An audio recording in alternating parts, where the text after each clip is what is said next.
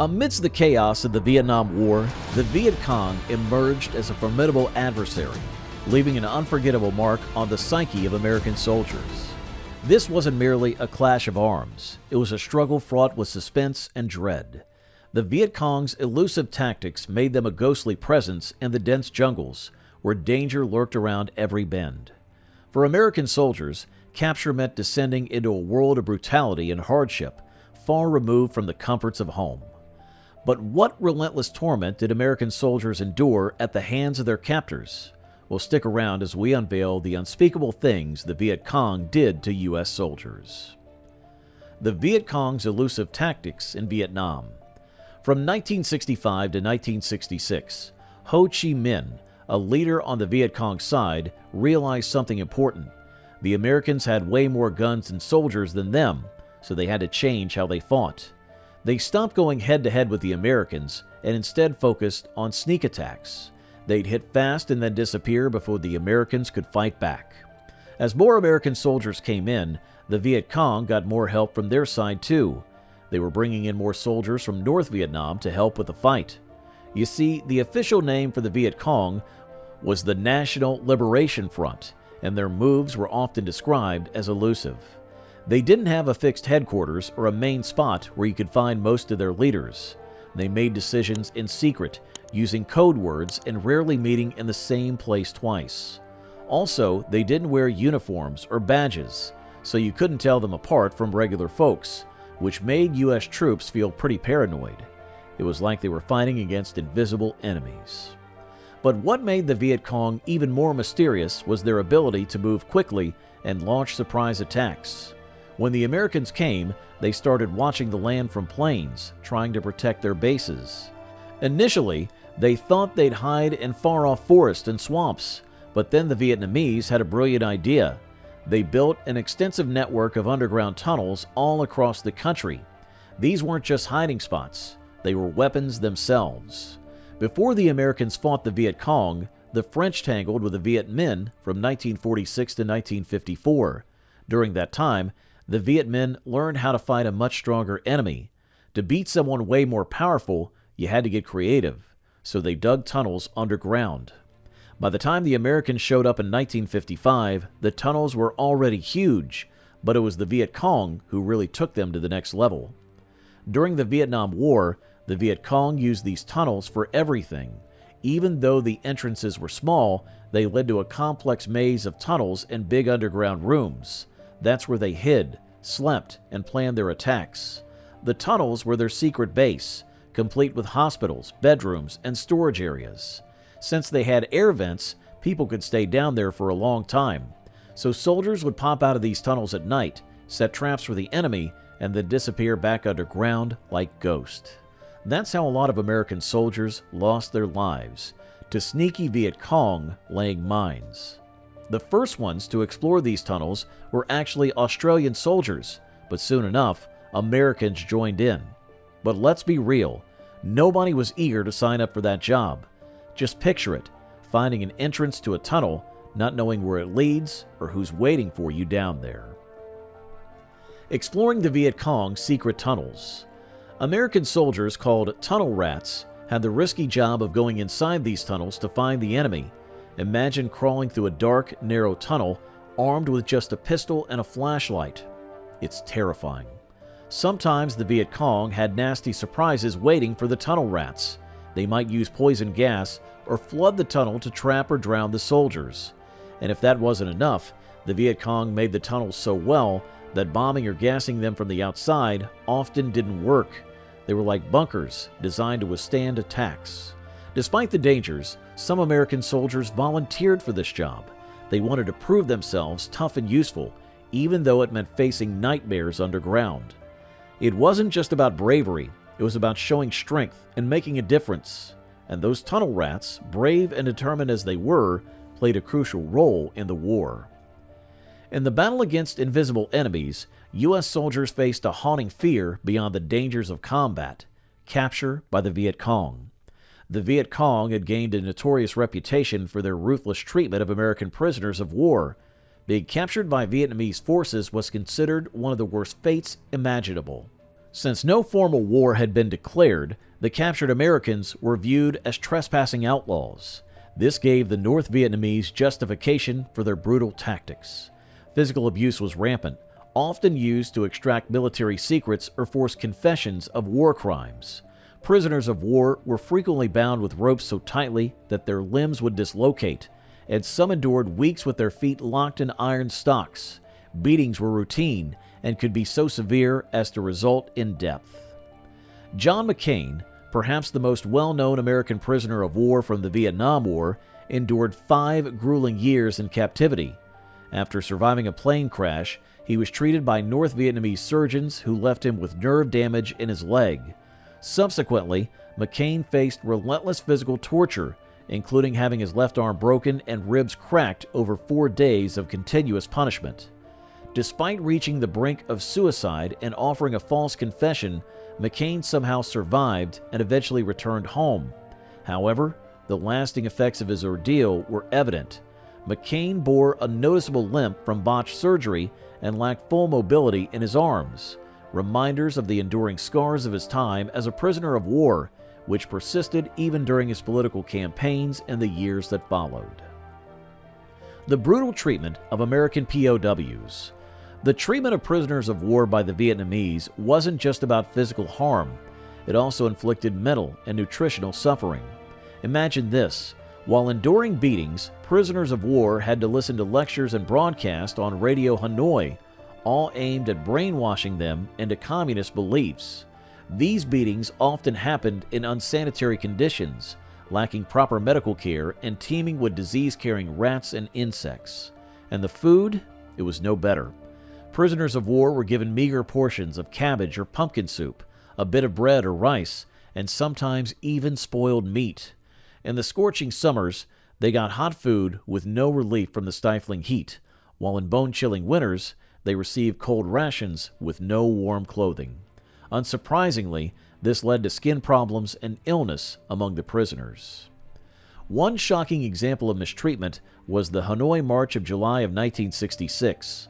American prisoners of war were paraded through the streets of Hanoi in handcuffs, deliberately provoking the public.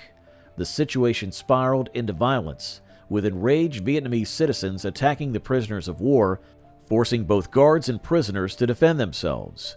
The Viet Kong ran several notorious prisoner of war camps, such as Alcatraz, Briar Patch, Farnsworth, and Skid Row during the late 1960s and early 1970s. Among them, the most infamous were the Hoa Lo Prison, mockingly dubbed the Hanoi Hilton, and the Plantation, a facade meant to deceive outsiders. But that's not all. As U.S. soldiers trekked through the dense jungle, they faced a terrifying threat lurking above: the deadly mace. This wicked trap consisted of a hefty ball, either made of wood or metal, studded with menacing spikes. Hung high in the trees, it awaited its unsuspecting prey. The setup was diabolically simple. A tripwire connected to the mace hidden along the path. When a soldier unwittingly stumbled upon it, its wire triggered the release of a spiked ball. Hurtling down, it would impale its victim, likely resulting in instant death. If not, the poor soul would be left with grievous wounds impossible to treat. Pulling out the spikes meant certain death. For the Viet Cong, crafting these lethal devices was as easy as pie. They'd fashion bamboo into sharp stakes and embed them into a ball of hardened mud. Hung from a tree with vines or cords, it was a deadly surprise waiting to happen, set up by just one soldier and left to claim its unfortunate victim. The Viet Cong had a knack for turning the jungle itself into a deadly arsenal of traps, each one more chilling than the last. Among their infamous creations were punji sticks, a nightmare for any soldier caught in their path. Here's how they worked. Viet Cong soldiers would dig deep holes and plant sharpened bamboo sticks upright at the bottom. Then they'd craft a false ground cover using branches and leaves, disguising the trap as natural debris on a path. It was a devilishly effective setup, almost impossible to spot. Step on the concealed canopy, and down you'd go, straight onto the deadly spikes below. But wait, it gets worse. Some punji sticks weren't just sharpened bamboo. They were tipped with spikes smeared with human or animal waste. Why? To guarantee infection if an American soldier survived the initial impalement. In the jungle's hot, humid conditions, an untreated wound was a breeding ground for bacteria, leading to serious illness without antibiotics. It wasn't just a trap, it was biological warfare in action. And if that wasn't horrifying enough, there's more to the punji stick saga. The Viet Cong's venomous weapons. Imagine punji sticks, not just sharp spears, but cunning barbs, strategically placed to inflict maximum harm. Some were even positioned upside down, initially sparing the falling soldier, only to tear through flesh as the American soldiers struggled to escape. The wounds caused were not just painful, they were potential death sentences, especially when coated with bacteria-laden waste. Slowly succumbing to infection, the screams of a wounded soldier not only exposed their squad's position, but also made the jungle trek even more perilous. But if falling into punji sticks wasn't terrifying enough, imagine stumbling into a hidden pit swarming with venomous snakes. As Indiana Jones famously quipped, "Snakes. Why did it have to be snakes?" This dread would grip any soldier unfortunate enough to fall into such a trap. Concealed like punji sticks, instead of bamboo spikes, there lurked hundreds of deadly vipers. When a soldier disturbed the snakes, they attacked immediately, injecting venom with each bite. They weren't just any snakes, they were bamboo pit vipers, small but deadly. A single bite could kill within minutes, earning them the ominous nickname two-step snake among soldiers. If baby snakes were present, the danger multiplied. Unable to control venom release, each bite unleashed a lethal dose, making them even deadlier than adults. Regardless of the snake's age, the outcome was grim. Any soldier falling into such a pit faced repeated bites with no chance of survival. The Viet Cong didn't limit the use of vipers to camouflage pits. They employed them in various booby traps, ensuring that any encounter with their supplies was fraught with deadly peril. In fact, vipers were nature's own booby trap, abundant in the dense jungle. Viet Cong soldiers, recognizing their lethal potential, often carried pit vipers in their packs. It served as a deterrent against tampering with their supplies without permission, but it was also a deadly surprise for any enemy soldiers who dared to rummage through captured packs. Imagine the shock of reaching into what seemed like a harmless bag, only to be met with a venomous bite. The pit viper wasn't just a threat to those handling packs, it was a sinister guardian of Viet Cong tunnels. As U.S. soldiers navigated these dark passages, they risked encountering vipers tied to sticks or lurking in holes in the walls. The fear of unseen snakes lurking in the shadows added an extra layer of terror to an already nerve-wracking experience. One misstep could lead to a fatal bite, condemning the soldier to perish in the depths of the Viet Cong tunnels. Vipers weren't picky about where they struck. They were employed to booby-trap anything of value to the enemy. No item was safe from their lethal presence, from weapon caches to food stores to supply crates.